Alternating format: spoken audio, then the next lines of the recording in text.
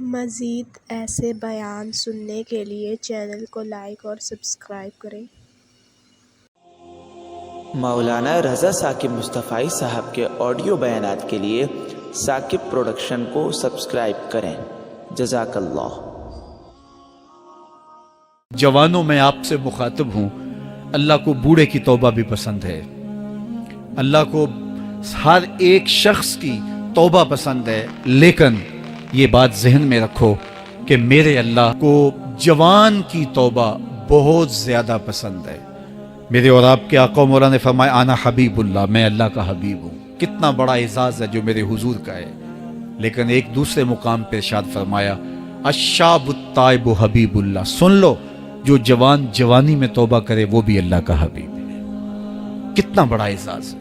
میں یہ دیکھتا ہوں کہ ہماری مجالس میں، بالخصوص آج کی اس مجلس کے اندر، مجھے جو لوگ دکھائی دے رہے ہیں وہ نوجوان ہیں۔ تو جوانی جنون کا شعبہ قرار دیا گیا ہے، شعبۃ من الجنون کہا گیا ہے، لیکن وہ جوان جس نے اپنی جوانی اللہ کی یاد میں گزاری، اللہ کے ذکر میں گزاری۔ جوانوں، عبادت کی لذت بھی جوانی میں ہے۔ اگرچہ جوانی مستانی ہوتی ہے، ذرا اس مستانی جوانی کو تہجد کے مصلی پہ لا کے دیکھو، کیا مستی چڑھتی ہے سجدوں کے اندر، کیا لطف ہے قیام کے اندر، کیا سکون ہے رکوع کے اندر۔ اس جوانی کو مالک کی چوکھٹ پہ لاؤ، پھر دیکھنا کہ یہ جوانی کتنی لذت آفریں ہوتی ہے، اور پھر اس جوانی کے بدلے میں اللہ تعالیٰ تمہیں کیا کیا عطا فرماتا ہے۔ وَرَجُلٌ قَلْبُهُ مُعَلَّقٌ بِالْمَسَاجِدِ، وہ آدمی جس کا دل مسجد کے ساتھ وابستہ ہوتا ہے، اللہ کے گھر کی تعمیر، اللہ کے گھر کی تزئین، اللہ کے گھر کی صفائی ستھرائی، اللہ کے گھر کی آباد کاری، اللہ کے گھر کی حاضری، یہ اس کی زندگی کا مشغلہ ہے۔ مسجد کے ساتھ وابستہ ہے، اس کو جنون ہے اللہ کا گھر خوبصورت ہو، اس کو جنون ہے اللہ کے گھر میں رونق ہو، اس کو جنون ہے کہ اللہ کے گھر میں صفائی ستھرائی ہو، پاکیزگی ہو، لوگوں کا آنا ہو، اور لوگوں کا مسجد سے ربط ہو، اور مسجد کی حفاظت اس نے اپنے ذمے لی ہوئی ہے، مسجد کے کام وہ غلاموں کی طرح کرتا ہے۔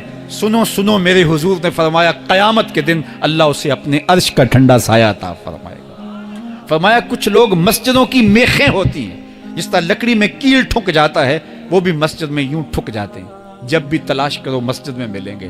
فرمایا جب وہ بیمار پڑ جاتے ہیں، اللہ کے فرشتے ان کے گھر میں حال پوچھنے جاتے ہیں۔ یارو، جوانی کے ایام میں مسجدوں کے ساتھ اپنے آپ کو وابستہ کرو، مسجدوں کی صفائی بھی اپنے معمولات میں شامل کرو۔ جس طرح آپ اپنے معمولات بتاتے ہیں کہ ویکینڈ پہ میں یہ کرتا ہوں، روزانہ کی میری جو ہے وہ ترتیب یہ ہے، مہینے کے بعد ایک مرتبہ یہ تفصیلی کام کرتا ہوں، اپنی زندگی میں مہینے بعد، 8 دن بعد، یا جب آپ کو فرصت ہو، مسجد کی صفائی کا اپنے اوپر ذمہ لو۔ کسی بھی مسجد میں چلے جاؤ، اس کو صاف کرو۔ جب تم اللہ کے گھر کو دھو گے، اللہ تمہارے دل کو دھو دے گا، تمہارے دل کو اللہ پاک کر دے گا۔ تو یہ مسجدیں کعبۃ اللہ کی بیٹیاں ہیں۔ اللہ تعالیٰ نے مسجدوں کے ذریعے زینت دی ہے زمین کو، جس طرح آسمان ستاروں سے سجا ہوا ہے، زمینیں مسجدوں سے سجی ہوئی۔ اس لیے اللہ کے گھر کے ساتھ جو شخص ربط رکھتا ہے، میرے اور آپ کے آقا و مولا نے فرمایا قیامت کے دن اس کو اللہ اپنے عرش کا ٹھنڈا سایہ عطا فرمائے۔ وہ آدمی جس میں تنہائی میں اللہ کا ذکر کیا، اللہ کو یاد کرنے بیٹھ گیا، کوئی دیکھنے والا نہیں تھا، وہ تنہا تھا، حجرے میں تھا، اپنے بند کمرے میں تھا، اپنے رب کو یاد کیا۔ اللہ کی یاد کرتے کرتے اس کی آنکھوں سے آنسو ٹپکنے لگے، اس کی آنکھیں آنسوؤں کا خراج دینے لگی۔ تو میرے اور آپ کے آقا و مولا نے فرمایا کہ یہ آنسو اتنے قیمتی ہیں، ان آنسوؤں کے بدلے میں قیامت کے دن اسے عرش الہی کا سایہ نصیب ہوگا، عرش الہی کا سایہ اسے نصیب ہوگا ان آنسوؤں کے بدلے میں۔ رومی علیہ رحمہ فرماتے ہیں جہاں پانی گرتا ہے وہاں سبزہ اگتا ہے، جہاں آنسو گرتے ہیں وہاں رحمت اترتی ہے۔ تو اس لیے جو اللہ کی یاد میں رونے کا لطف ہے، اور اللہ کی یاد میں آنسو بہانے کا اجر اور صلہ رکھا گیا ہے، یہ گناہوں کو دھو ڈالتا ہے، یہ اندر کی صفائی اور ستھرائی کا سبب اور ذریعہ ہے۔ میرے اور آپ کے آقا مولا نے فرمایا راتوں کی تنہائیوں میں اٹھ کے قرآن پڑھا کرو، اور قرآن پڑھتے ہوئے رویا کرو۔ پھر فرمایا فَإِلَّمْ تَبْكُوا فَتَبَاكُوا، اگر رونا نہ آئے تو رونے کی کوشش کیا کرو۔ حضرت داتا گنج بخش علی حجویری سے ایک مرید نے کہا حضرت اگر رونے کی کوشش کریں پھر بھی رونا نہ آئے، فرمایا پھر اپنے مقدر پہ رویا کرو۔ تم اتنے سنگ دل ہو گئے ہو کہ تمہاری آنکھیں آنسوں کا خراج نہیں دیتی۔ جو رونا نہیں جانتا وہ اللہ کی رحمتوں کو اور اللہ کی کرم نوازیوں کو کیسے سمیٹ پائے گا؟ بچہ روتا ہے تو ماں دودھ دیتی ہے، جب بندہ اللہ کی حضور الہاؤ زاری کرتا ہے، عجز کرتا ہے، انکساری کرتا ہے تو اللہ کی رحمتوں کو جوش آتا ہے اور اللہ تعالیٰ کی رحمتیں اس پہ برستی ہیں اور اس کے نہ صرف گناہ معاف ہوتے ہیں بلکہ اللہ تعالیٰ اس کے گناہوں کو بدل کے نیکیوں میں تبدیل کر دیتا ہے۔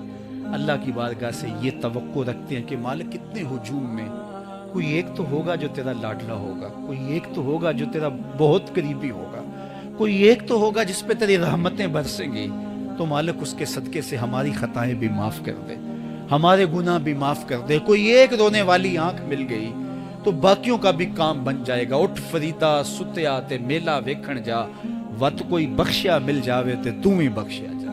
میرے مالک ہم سب کی خطائیں معاف کر دے، ہم سب سے درگزر فرما اور ہم سب کے باطن کو ستھرائیاں دے دے، ہمارے اندر کو پاکیزگیاں دے دے۔ بہت وقت میں نے اور آپ نے صاحب گزار لیا، تیزی کے ساتھ زندگی بیت رہی ہے۔ میں اگر اپنے آپ کو دیکھوں تو میری زندگی کتنی بہاریں کاٹ چکی ہے۔ اگر آپ اپنے آپ کو دیکھیں، کوئی 60 سال، کوئی 20 سال، کوئی 25 سال، زندگی تیزی کے ساتھ گزر رہی ہے۔ بندہ جب سوچتا ہے کہ میں 40 سال کا ہو گیا ہوں تو آگے میری زندگی کے اگر 30 سال بھی ہیں تو 30 سال تو کافی ہیں، لیکن وہ پیچھے اگر پلٹ کے دیکھے تو 40 سال یوں گزر گئے جس طرح چٹکی بجائی جاتی ہے۔ جب چٹکی بجانے کے وقت میں 40 سال گزر گئے محسوس ہوتے ہیں تو جو باقی 30 سال اگر ہوئے بھی وہ تو گمان ہے میرا، وہ تو گمان ہے آپ کا، ہمیں تو ایک سانس کا بھی نہیں پتا۔ پوچھا گیا زندگی اور موت کے بارے میں کیا خیال ہے؟ کہا فجر پڑی ہے، پتہ نہیں ظہر پڑھ سکیں گے یا کہ نہیں۔ کہا اتنی لمبی امیدیں لگائے بیٹھے ہو، کہا ظہر پڑی ہے، پتہ نہیں عصر پڑھنے کا موقع نصیب ہوتا ہے کہ نہیں۔ کہا یہ بھی طول عمل ہے۔ ایک بولا عصر پڑی ہے، پتہ نہیں مغرب پڑھ سکیں گے یا کہ نہیں۔ کسی نے کہا ایک رکعت پڑی ہے، پتہ نہیں دوسری رکعت بھی پڑھنا نصیب ہوتی ہے یا نہیں۔ کہا یہ سب تمہارے منہ کی باتیں ہیں، میں تو کہتا ہوں ایک طرف سلام پھیرا ہے، پتہ نہیں دوسری طرف سلام بھی پھیر سکیں گے یا کہ نہیں۔ کیا موت اتنی قریب نہیں ہے؟ ہم نے اپنی آنکھوں کے سامنے لوگوں کو جدا ہوتے یوں نہیں دیکھا ہے؟ ہم کہتے ہیں اس کی خبر سنا رہے ہو موت کی، یہ تو میں نے ابھی سبزی والی دکان پہ دیکھا تھا۔ لیکن جب موت آتی ہے تو ایک لمحے کا تقدم اور تاخر نہیں ہوتا۔ تو صاحب آئیے اپنی زندگی کو اللہ اور اس کے رسول کی راہوں پہ ڈالیں۔ آج وقت ہے، آج موقع ہے، آج توبہ کا دروازہ کھلا ہے، کل سب کچھ نہیں ہوگا۔ آج اس کی رحمتیں آواز دے رہی ہیں، آج وقت ہے، وقت پر کافی ہے ایک قطرہ بھی آب خوش ہنگام کا، جل گیا جب کھیت برسا می تو پھر کس کام کا۔